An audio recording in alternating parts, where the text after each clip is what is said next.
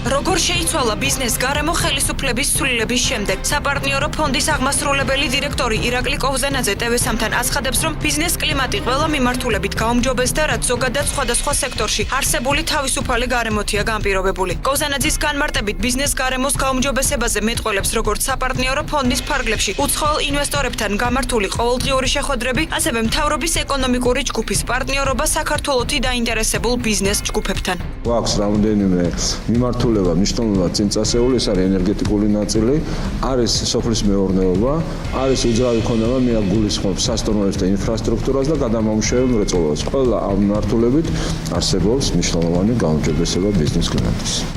საქართველოში არსებულ ჯანსაღ ბიზნეს გარემოზე საუბრობს ბულგარულ-ამერიკული კრედიტ ბანკის სამეთვალყურეო საბჭოს თავმჯდომარის. მისი თქმით, კრედიტ ბანკის ინტერესების სფერო ემთხვევა საქართველოს ეკონომიკის პრიორიტეტებს. მისი განცხადებით, სხვადასხვა ერთობლივი პროექტების საშუალებით იგეგმება ბულგარეთსა და საქართველოს შორის სავაჭრო ბრუნვის ზრდა, მათ შორის სატრანსპორტო პროექტების საშუალებით.